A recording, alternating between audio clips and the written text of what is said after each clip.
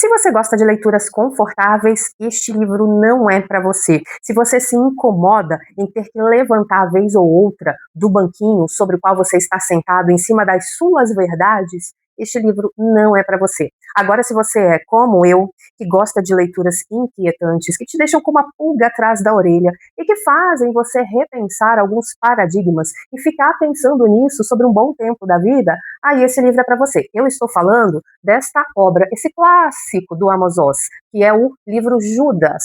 Eu já adianto aqui que Amos Oz é talvez o meu autor favorito, tá? Eu amo os livros do Amos Oz e ainda pretendo falar de várias outras obras dele aqui no canal, tá? Tem um livro dele que eu gosto muito, chamado Os Judeus e as Palavras. Esse livro, gente, ele escreveu com a filha dele, a Fanny Oz, que é a historiadora, e é um livro sensacional. Eu ainda pretendo fazer um vídeo sobre os judeus e as palavras aqui, tá? Mas hoje nós vamos a Judas. Que livro, gente, que livro. Eu acabei relendo para fazer esse vídeo aqui para vocês, tá?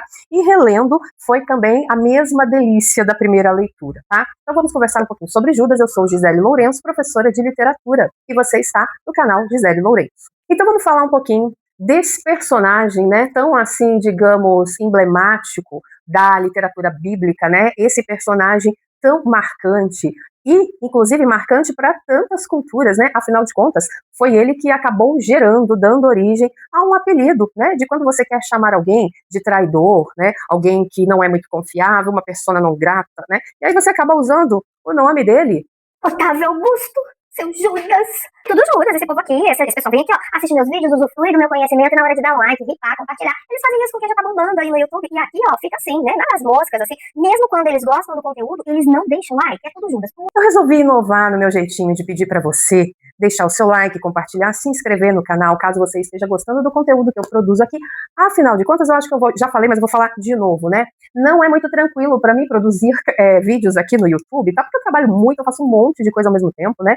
Mas, enfim, também é um propósito que eu tenho de alimentar esse canal semanalmente, pelo menos, né? Estou tentando fazer isso, mas a sua curtida, a sua inscrição, caso você goste dos conteúdos que eu trago aqui, saiba que fariam muita diferença. Então, se esse assunto te interessa, hoje nós vamos falar aqui sobre história, teologia, dogmas, espiritualidade, geopolítica, inclusive, embora eu não seja especialista, né? Mas tudo isso nós vamos aqui, ó, trocar uma ideia. E se tudo isso te interessa, à luz da literatura, por favor, deixa aí o seu like já de antemão, tá certo? Então, sem mais delongas, vamos começar a falar do livro do Amos Oz. O que a gente tem aqui? Qual é o resumo dessa história? Que a gente tem aqui a história de um jovem estudante, é o Shmuel Ash, tá? Essa história se passa em Jerusalém, o ano é 1959. E o Shmuel Ash, ele é um jovem estudante cheio de ideias socialistas, ideias de religião, né? Ele vive aqui, no começo da história, ele está vivendo um período assim de crise. Por quê? Porque ele abandonou a sua pesquisa acadêmica. A pesquisa acadêmica dele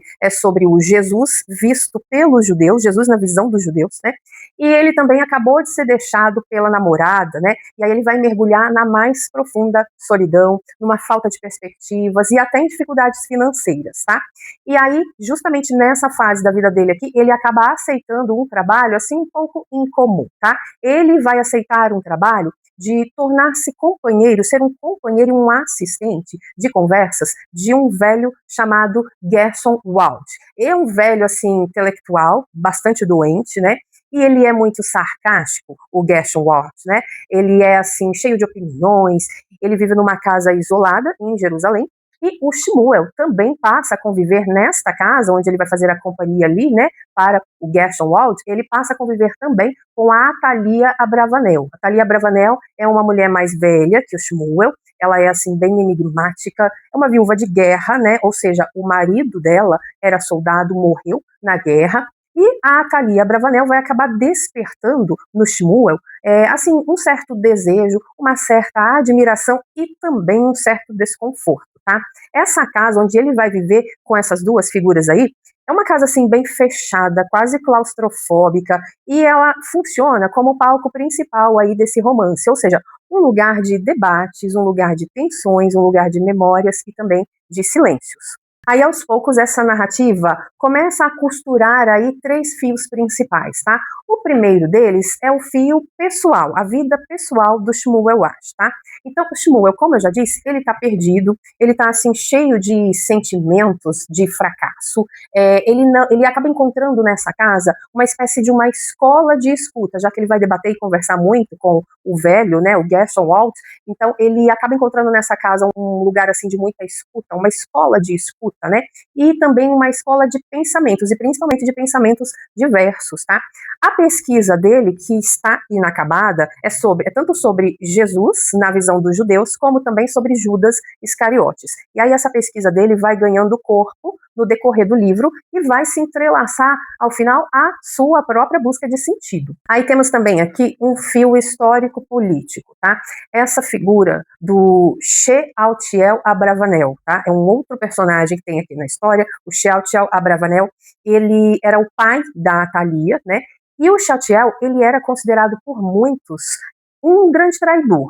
Por quê? Porque ele defendia a convivência pacífica com os árabes e também se opunha ao consenso sionista. Lembra que eu falei que eu ia abordar aqui, né, com Judas, um assunto um tanto quanto polêmico, né? Pois é. Então, na figura de Shealtiel Abravanel, que é o pai da Atalia, nós temos aí alguém considerado um grande traidor, tá, do seu povo, justamente por defender essa causa pacifista. Esse pano de fundo não é tratado com militância política aqui no livro, não, tá? Saiba disso.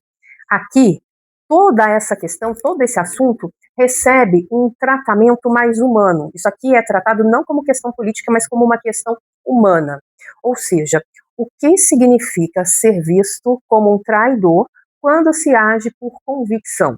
Essa seria uma grande pergunta aqui que esse personagem acaba evocando. E aí nós temos um terceiro fio narrativo aqui, que é o fio teológico-filosófico. O tema central desse fio teológico-filosófico seria uma releitura do Judas, tá? O Amos Oz, ele apresenta aqui uma hipótese de que Judas não teria sido o traidor, esse vilão, né, que a tradição configurou, né, na pessoa de Judas, esse grande vilão, esse grande traidor vilanesco, né, mas aqui na proposta do Amos Oz, o Judas seria, ou teria sido, né, o primeiro fiel seguidor de Jesus, aquele que acreditava tanto na missão messiânica que acaba entregando o mestre não para destruí-lo, mas para precipitar, para adiantar a sua revelação divina. Essa ideia, essa proposta que a Amos Oz faz, ela atravessa o romance como uma grande provocação, né? E aí a gente pode pensar na seguinte pergunta para condensar a ideia dessa provocação. Será que nós precisamos de Judas como vilão para manter a nossa narrativa confortável? Ou será que a traição dele foi, na verdade, um ato de fé radical? São perguntas interessantes. Lembra que eu falei que é uma obra que acaba inquietando e fazendo a gente se questionar sobre várias coisas sobre as quais nós já estamos confortavelmente sentados em cima. E aí, entre esses diálogos, né, com o velho Walt, os silêncios com a Thalia é uma personagem muito silenciosa, e essas reflexões solitárias, esse jovem Shmuel, ele acaba amadurecendo. A gente tem aqui, né, uma espécie de um processo de formação. É um romance de formação que a gente vai acompanhando aqui, esse amadurecimento. E nesse processo, o Shmuel vai aprendendo que a vida é cheia de ambiguidades, que a escuta, a postura de escuta, pode ser mais fecunda do que você viver cheio de certezas, e que toda a comunidade constrói os seus traidores para proteger as suas próprias verdades. Então vamos falar das camadas principais aqui da narrativa, né? Então a gente tem aqui um romance de formação, como eu já disse, né? Porque a gente acompanha a trajetória do Shmuel. Shmuel amadurece aqui, por quê? Porque ele vai atravessar um processo de dor, ele atravessa a rejeição e ele também tem um grande aprendizado com esse processo dialógico, né? São muitos diálogos, é muita postura de escuta que ele tem que adquirir, né? Aí a gente tem também aqui um romance que é intimista, né? Por quê? Essa relação que vai se estabelecer, que é uma relação bem silenciosa e tensa, né? Entre o Shmuel e a Atalia, essa mulher misteriosa, né? Que é nora, né? Do velho ali, que cuida dele um pouco também, né? Então essa relação silenciosa que vai se estabelecer entre Shmuel e a Atalia, né? Muitos, assim, debates, né? Então debates filosóficos, debates teológicos, históricos, tudo isso, né? Faz com que esse romance seja também um romance de ideias, né? E aí, como eu já disse, nós temos aqui também um romance histórico-teológico, né? Por quê? Porque nós vamos ter aqui essa reinterpretação de Judas, né? Que é uma reinterpretação que espelha a pergunta maior, que seria assim: o que é trair? O que é crer até o fim? Então vamos falar um pouquinho aqui desse caminho do Shmuel, né? Falar um pouco da tese que ele está fazendo, a tese acadêmica dele, né? Então a gente tem aqui uma espécie de um espelho existencial, né? Porque o Shmuel, ele começa o romance como um jovem fracassado. Então ele é fracassado no amor, na universidade, fracassado nas convicções políticas, né? Então a tese do Shmuel sobre o Judas surge como um alter ego enigmático, né? Ou seja, é um personagem que também é acusado de fracasso e traição, mas que talvez fosse o mais fiel, né? É como se o jovem Shmuel também perguntasse, né? E se o meu fracasso também contiver aí uma forma de lealdade profunda? Podemos falar aqui também sobre a pedagogia da ambiguidade, né? Porque ao trabalhar essa hipótese de que Judas teria sido o primeiro seguidor, o Shmuel, ele aprende que a realidade, ou as realidades, né, não cabem em rótulos prontos, né? Você rotular, taxar alguém como traidor, como herói, como fiel ou infiel, né? Então, essa é, na verdade, a chave, né, do seu amadurecimento dentro da casa, ali no convívio com essas pessoas, e principalmente nesses embates, nesses debates com o velho Walt, né? Conviver com o Walt e com a Thalia é aprender a lidar, né, com contradições, e a tese de Judas é o exercício intelectual que ensina o Shmuel a suportar todo esse desconforto. Podemos falar aqui também sobre um laboratório narrativo, né? Essa pesquisa que o Shmuel está fazendo, ela não se resolve, né? Isso é intencional, na verdade, aqui, né, na história, isso é intencional na obra do Amos Oz, né? Porque ele não termina a tese, porque a função, na verdade, né, é não chegar a um resultado acadêmico mesmo, né, mas mostrar ao leitor que a pergunta mais frutífera que possa se fazer seria uma pergunta constante. O que seria mais frutífero seria sempre perguntar, sempre manter a pergunta e não a resposta. Então essa insistência em Judas, né, força a gente a treinar o olhar, né, lendo, força a gente a treinar uma certa desconfiança constante dos julgamentos fáceis, dos julgamentos rápidos, da atribuição de rótulos, de um certo nominalismo. A gente começa a ficar pensativo e reticente sobre essas questões. E aí nós vamos ter um eixo de integração aqui, né, dos 3 planos do livro, né? No plano teológico, porque aí a gente tem Judas problematizando a fé, temos aí no plano pessoal, né, porque Judas acaba sendo o espelho do jovem Shmuel, e temos também o plano político, né, porque o Judas ele vai servir como metáfora para o velho Abravanel, né, chamado de traidor pelos outros sionistas. Então vamos falar um pouquinho sobre este fundo político e a pressa nos julgamentos, né? Bom, uma das coisas que mais me chamou a atenção enquanto eu lia aqui essa narrativa foi perceber que o Amos Oz ele vai deixando muito claro aqui, porque ele situa bem a gente, né, nessa ambientação dessa Jerusalém lá dos idos de 1950, e ele vai situando a gente numa total diversidade judaica. E aí a gente percebe que existe também uma grande diversidade dentro do próprio sionismo. Isso me chamou muita atenção, porque aqui na história, né, ele coloca vários sionistas também, né, num grande embate. Então esse romance, ele vai mostrando que não existia um bloco único e coeso, né? Havia, por exemplo, correntes liberais de sionistas, havia correntes trabalhistas, correntes revisionistas, correntes pragmáticas e até sionismo messiânico. Depois eu fui pesquisar, né, um pouco mais, eu fui me aprofundar um pouco mais nessa questão da diversidade sionista, né? E realmente, né, eu encontrei muitos desdobramentos trazendo mesmo essa diversidade. Os grupos sionistas são muito diversos, né? Muitas vezes, nós aqui, com o nosso olhar ocidental, né, que é uma coisa que me incomoda, devo deixar registrado aqui, tá? Uma coisa que me incomoda muito, né, são muitos analistas, são muitos especialistas, né, falando sobre os conflitos, sobre esse conflito secular, porque é secular, né, falando sobre sionismo, como se sionismo fosse algo aqui, né, que eles tivessem conhecido aqui do ladinho e tivessem convivido, né, mas assim, é tão complexo, e aqui eu não estou querendo tomar partido de nada, né, não estou querendo defender nada, eu só estou dizendo que nós perdemos muito a noção do tamanho da complexidade e somos muito pretensiosos ao querer ficar, né, verbalizando, esbravejando opiniões, né, quando na verdade, por mais que a gente leia, por mais que a gente ouça especialistas e tal, o nosso conhecimento sobre esse universo é muito parco. Então quando se fala aí, por exemplo, de de cultura e de diversidade judaica, de diversidade sionista, né? Desculpem aí a expressão chula, mas o buraco é muito mais embaixo, né? E aí, até mesmo entre aqueles que sonhavam com a fundação do Estado, havia divisões profundas, né? O livro traz isso. Então, o Amos Oz, ele expõe aqui tudo isso, né? Para quebrar essa visão simplista que reduz os sionistas a um grupo só, né? E aí eu aproveito para dizer, para quebrar também, né, com essa nossa pretensão. Então lembra que eu falei, né? Você é uma pessoa que gosta de se inquietar e gosta de vez em quando levantar do seu banquinho que fica posto sobre as suas verdades, porque se você gosta disso, esse livro é um excelente exercício, né? Porque aqui fica muito exposto, né? Como a gente é pretensioso de querer ficar esbravejando e opinando de coisas cujo buraco é muito mais embaixo, né? Aí a gente pode falar também um pouquinho sobre o Abravanel como esse Judas político, né? Já que o Abravanel é esse personagem pacifista, né? E que vai ser considerado um traidor pelos seus, né? Então esse Chatiel Abravanel, que é o pai da Atalia, ele defendia o diálogo e a convivência com os árabes.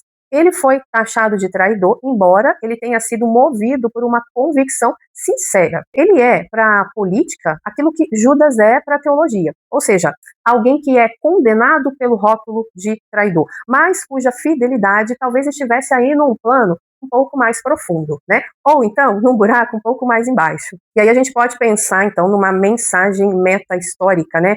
Esse romance, ele se passa, né, então, como eu já disse, em Jerusalém, em 1959, mas o Amos Oz escreveu esse livro aqui entre os idos de 2014 e 2015, é recente, tá? A produção dessa obra é recente, e ele escreve isso justamente para mostrar que, naquela época, os debates já eram múltiplos, né? Já eram complexos, cheios de nuance, ou seja, quando hoje nós olhamos o conflito no Oriente Médio como se fosse algo simples ou então algo óbvio, nós estamos aqui cometendo o mesmo erro que a tradição vem cometendo, ao resumir Judas a um vilão de manual. E aí, né, como eu disse também, existe um grande aprendizado aqui para nós, que somos leitores distantes, né? Nós somos muito apressados, portanto, em emitir juízos sobre contextos que nós mal conhecemos, né?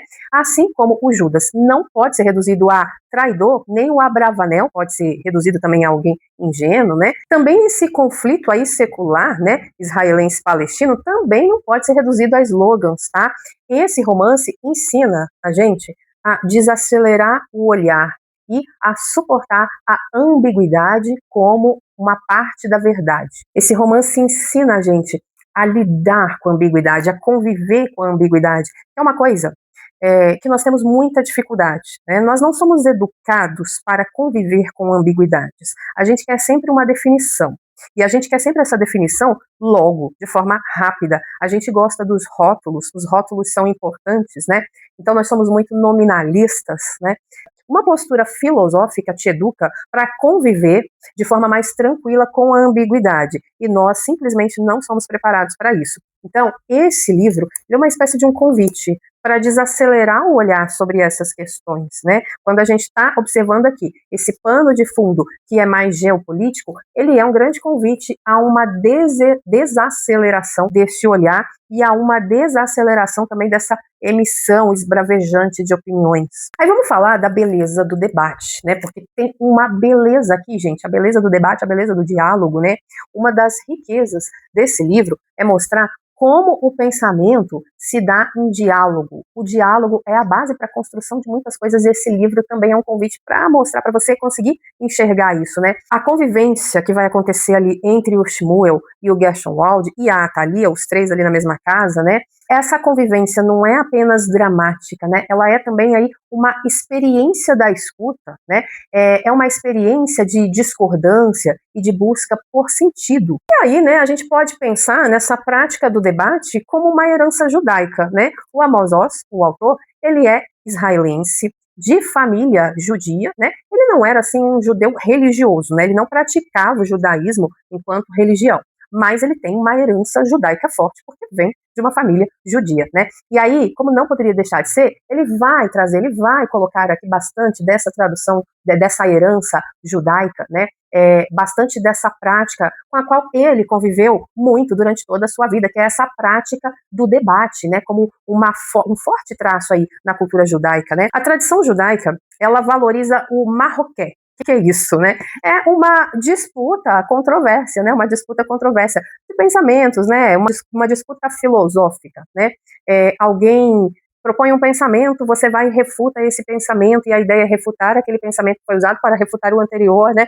O Talmud inteiro é construído sobre vozes que discordam, né? Sobre rabinos que debatem, sobre interpretações que se contradizem, sem que uma anule a outra. Então é um exercício filosófico, né? Um exercício dialógico constante, isso faz parte, é uma herança judaica forte, né? Então, assim, perguntar, contestar, propor hipóteses, até mesmo sobre as escrituras, não é visto aqui pela cultura judaica, né, como uma falta de fé. Você contestar e perguntar, contestar Deus, né, perguntar alguma coisa que está ali no livro sagrado, né, na Torá, no Taná, não é visto como falta de fé, é visto como um sinal de vitalidade da fé. E aqui nesse livro, o Amos Oz, ele acaba reencenando esse espírito, né? Por quê? Porque o Wald, esse velho do qual o Shmuel está cuidando, o Wald, ele provoca, o Shmuel hesita, a Atalia fere o Shmuel com o silêncio dela, porque muitas vezes o Shmuel ele fica esperando uma fala da Atalia, uma resposta da Atalia, uma opinião, qualquer coisa, né?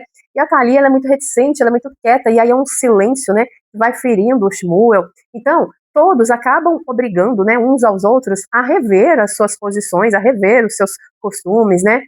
E isso acaba gerando, assim, um contraste com a nossa cultura, né? Porque, veja, nós não somos preparados, né, para essa cultura de embates, né, de refutação, de dialogismo. A gente não é preparado para isso, né? Isso na nossa cultura acaba soando como ofensa, né? Então, em muitas culturas ocidentais atuais, discordar é quase sempre tomado aí como um ataque pessoal, né?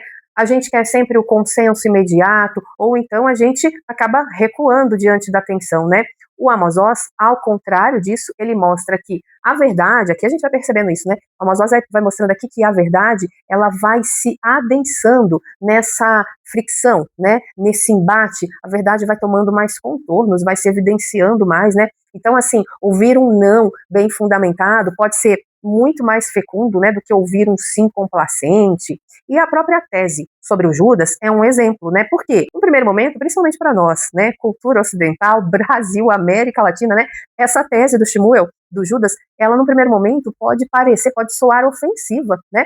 E de repente até herética, mas ao ser debatida, se você olha com honestidade para aquilo que ele está propondo, você vai perceber que essa tese do Shmuel é muito fecunda, ela pode se tornar espiritualmente e eticamente muito fecunda. Então a gente pode falar aqui que este livro, ele traz uma espécie de uma estética do diálogo, né? Porque o velho Wald, ele é sarcástico, ele é irônico, muitas vezes ele é insuportável, né? Mas é nesse atrito que ele vai construindo, né, certas verdades junto ao Shmuel, e é nesse atrito também que o Shmuel vai aprendendo com ele, né? A Atalia, enigmática, ela não discursa longamente, né, mas com os seus silêncios, com as suas reticências, ela acaba obrigando o Shmuel a pensar aquilo que não foi dito, ela acaba obrigando o Shmuel a ler, ela ensina o Shmuel a ler os silêncios. Então, gente, esse livro ele é cheio de diálogos que não chegam a conclusões fechadas, mas que mostram o prazer intelectual do caminho, né? É a beleza de filosofar, como quem anda assim numa estrada cheia de bifurcações. Então, o que o Amos Oz nos ensina com isso? Que o debate não destrói, o debate constrói, né? Que nós não precisamos temer discordâncias, porque é na discordância que nasce a maturidade, né? E que ouvir o outro, até quando, por vezes, essa escuta acaba nos ferindo, pode ser parte essencial da construção do nosso pensamento. Aí, falando um pouco, né, dessa tese que eu falei para vocês que ela pode, por vezes, soar meio herética, né? Porque a proposta aqui é lançar a ideia de um Judas que, ao invés de ser tido como um traidor, ser tido como, na verdade, o exemplo de fidelidade. O primeiro seguidor autêntico, o primeiro fiel autêntico. Por quê? Porque foi lá, se apressou, entregou Jesus para receber as 30 moedas, mas não pelas moedas, né? Porque por um conhecimento histórico, a gente até sabe que Judas não precisava disso, mas que Judas teria entregado o amigo Jesus porque ele justamente estaria totalmente convicto, que ele estaria justamente, totalmente convicto desse plano salvífico, né, e que tinha, portanto, muita esperança e muita certeza de que Jesus, ao ser condenado, também daria logo em seguida uma demonstração da sua grandeza e da sua divindade. Então ele acreditou tanto nisso que fez o que fez, né? Então essa é a proposta, né? Uma coisa assim que, se a gente parar bem para pensar, né, sendo ou não sendo verdade, não importa, né? A hermenêutica da proposta, a hermenêutica dessa tese é muito interessante do ponto de vista ético e do ponto de vista espiritual também, né? Mas aí a gente também pode pensar que, claro, existem ressalvas, né, de tudo isso dessa tese. Eu disse, né, pode parecer no primeiro momento até herética, né? E sim, podem existir algumas ressalvas aí, né, diante da teologia católica. A teologia católica tradicional provavelmente faria algumas ponderações significativas sobre essa proposta que o Amos Oz está trazendo aqui, né? As ressalvas que a gente teria aqui dentro da teologia católica seriam especialmente por conta da forma como o Amos Oz reinterpreta a ideia de terra prometida. E, de certo modo, ele acaba relativizando a sacralidade do território em favor de uma experiência humana e ética. Por que eu estou falando isso? Porque tem um trecho aqui muito interessante no livro, e esse trecho, na verdade, gente, foi um dos trechos que mais me chamou a atenção. Então, assim, um dos trechos desse livro que mais me chamou a atenção é tipo uma anedota, né, que o Aldi conta para o Shmuel, porque, assim, o Aldi conversava com o Shmuel muito por meio de anedotas, né, de parábolas, igual Jesus, assim, né. E aí tem uma parábolazinha, uma historinha que ele conta aqui, de uns cavaleiros cruzados, né, que estão indo, fazendo o seu percurso em direção à Terra Prometida, né, que seria Jerusalém, no caso. E esses cavaleiros, eles, no meio do caminho, eles param, eles fazem um acampamento num lugar, né, e nesse lugar, nessa terra onde eles acampam, eles acabam percebendo, assim, a fertilidade dessa terra, né, e aí eles passam a cultivar essa terra. Essa terra vai dando retorno para eles, né, vai provendo tudo que eles precisam, de modo que esses cavaleiros fazem morada ali, né, e aí eles vão construir, veja bem, eles constroem um lar, eles constroem uma vila, toda uma aldeia, a partir dessa parada, né, toda uma aldeia vai ser construída e uma aldeia próspera, um povoado próspero, a partir dessa parada. A ideia aqui seria assim, ó, ele lança a seguinte pergunta, né, o que seria a Terra Prometida? Será que a Terra Prometida precisa ser esse marco geográfico, ela precisa de um ponto específico, geograficamente falando, né? Ou a Terra Prometida é a terra que te acolhe, é a terra onde você estabelece uma relação de harmonia com o ambiente e com os outros, né? Precisa ser um lugar específico? A gente está falando aqui, né? Vindo de quem vem, vindo de Amos Oz, que era conhecido, né? Globalmente conhecido como um pacifista nessa questão do conflito, né? Árabe-israelense. Então, vindo de quem vem, a gente percebe, né, é uma provocaçãozinha, no sentido de, olha, e essas guerras santas, por conta de uma localização geográfica específica, né, será que isso está certo? Então, considerando isso, né, e aí, voltando àquilo que eu estava dizendo sobre as ressalvas, né, as possíveis ressalvas que a teologia católica, né, tradicional teria com relação a essa proposta, né, que o Amos Oz traz aqui, a Terra Prometida, então, de certo modo, né, ela estaria relativizando a sacralidade do território, né, em detrimento de uma experiência humana. Então, a visão católica sobre isso, né, sobre essa Terra Prometida, sobre esse espaço geográfico, sobre Jerusalém, né, a cidade eterna. Então, assim, para a teologia católica, a promessa da terra a Israel tem um cumprimento histórico no Antigo Testamento, né? Mas também tem um sentido espiritual, né? Ou seja, a terra é a figura do reino de Deus, é a plenitude em Cristo. Então, essa leitura tipológica faz com que a terra geográfica seja importante, né? Não absoluta, não é a qualquer custo, mas o território geográfico para uma teologia mais tradicional é importante, né? Então, a promessa, não é assim um direito ilimitado, né, mas é um sinal da aliança. Portanto, o Amos Oz, quando ele desloca a sacralidade do lugar para a vivência ética, né, que seria plantar, cultivar, conviver, isso não seria estranho na visão católica mais madura, né, já que se vê a terra aí, né, como meio e não como fim, né. Porém, a gente tem uma certa relativização desse território prometido geograficamente, que é visto como uma aliança, como cumprimento de uma promessa, né? E falando um pouco disso e do absolutismo, né, que se tem, então aqui a proposta do Amos Oz critica a fixação exclusiva, né, no solo físico como destino final. O Amos Oz, ele sugere, né, com essa obra, é sempre uma sugestão, ele sugere, né, que o sentido da promessa pode, na verdade, emergir de qualquer espaço onde possa florescer a vida e a justiça. Para a teologia católica, isso ecoa a noção, né, de que a verdadeira terra prometida é Cristo e a comunhão com Deus, né, não um território específico.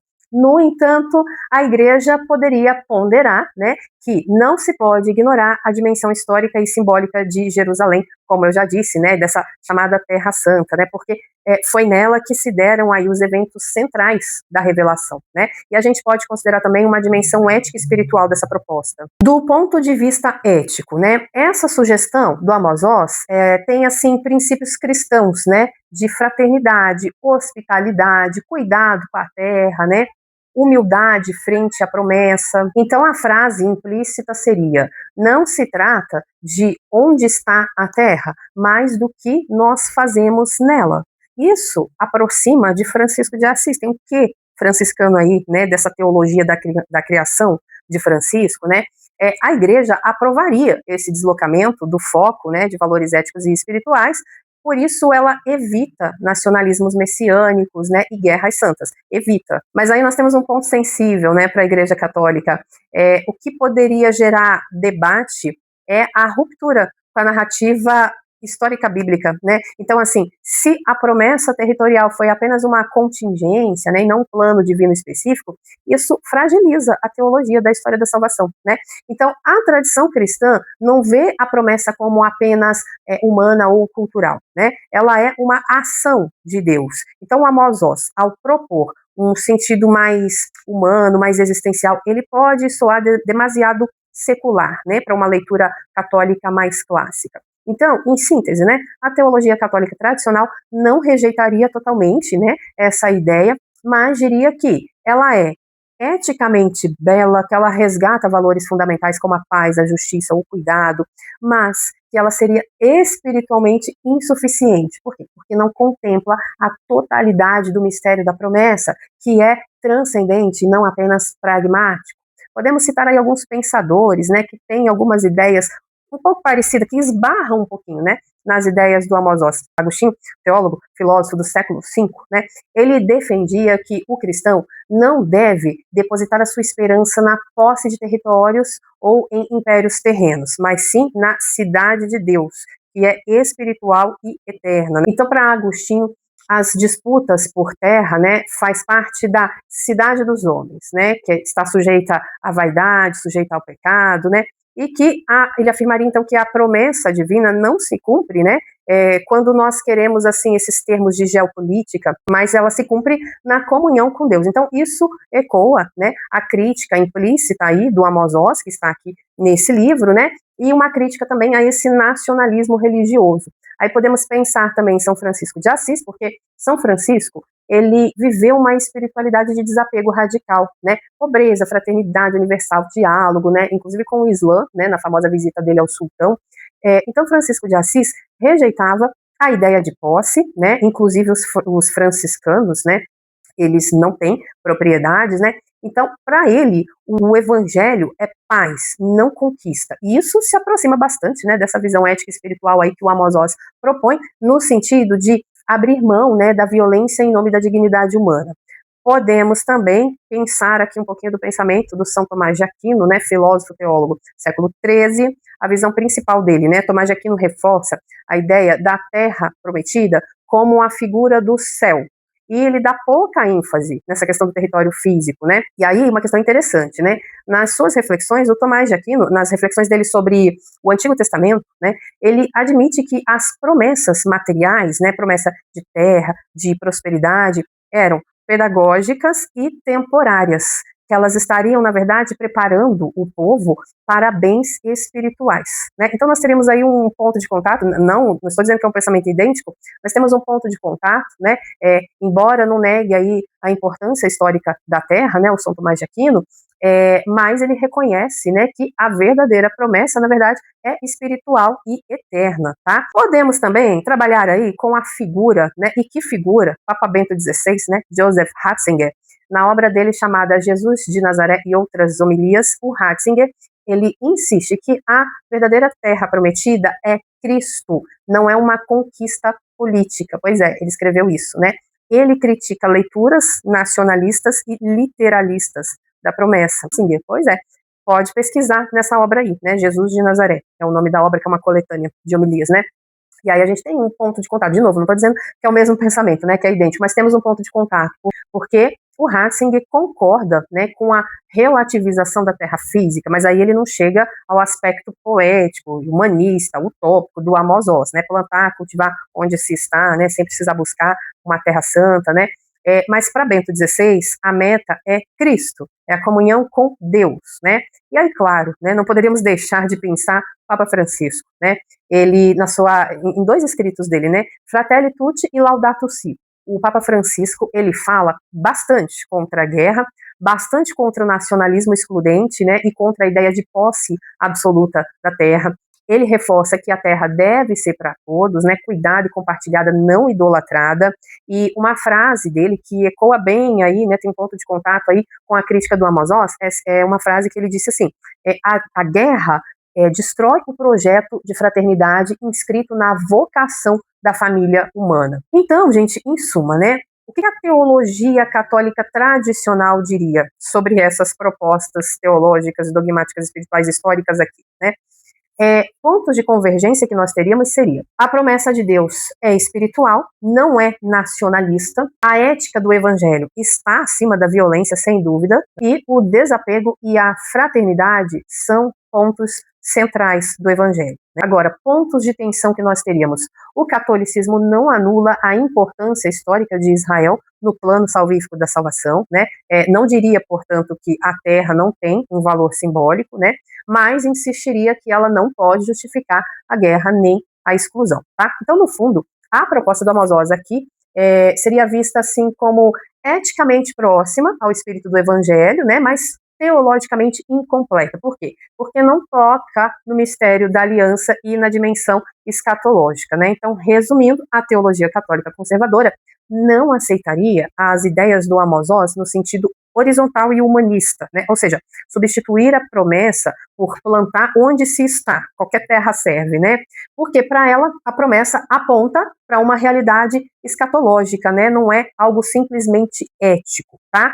Porém, né, já existe aí desde Agostinho uma certa desmaterialização dessa terra prometida, né? Então, assim, essa terra ela deixa de ser um ponto geográfico, né, para ser um símbolo espiritual, né? Então, desse modo, a proposta do Amos Oz, ela não seria vista assim como herética, não chega. Então, o que ele traz aqui, né? Lembra que eu falei, pode soar meio herético, né? Mas a proposta do Amos Oz, ela não seria vista necessariamente como herética, mas seria considerada, digamos, insuficiente, tá? Porque limitaria a dimensão humana e terrena sem transcender a comunhão com Deus. E para a gente fechar, né, falando aqui desse projeto literário do Amos Oz, essa coisa linda que ele fez aqui, esteticamente falando, né, essa obra, ela se estrutura com uma linguagem simples, tá? Então, assim, lembra que eu falei, é uma leitura inquietante, mas assim, não é difícil, inquietante é diferente de difícil, né? A linguagem é simples, tá? Só que é uma linguagem carregada de ironia e de tensão ética.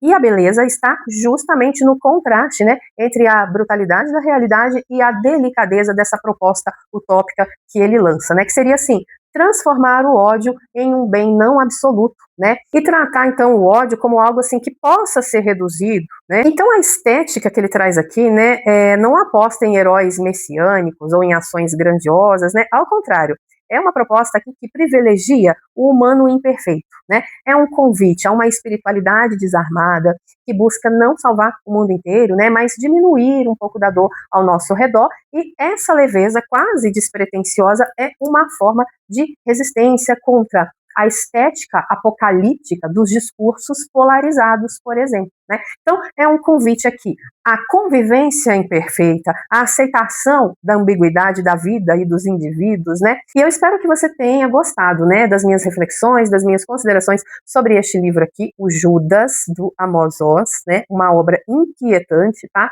E se você gostou, não esquece, né? Deixa o seu like aí, se inscreva no canal, compartilhe o vídeo. Eu volto numa próxima, então, pra gente conversar um pouco mais, sempre sobre um livro.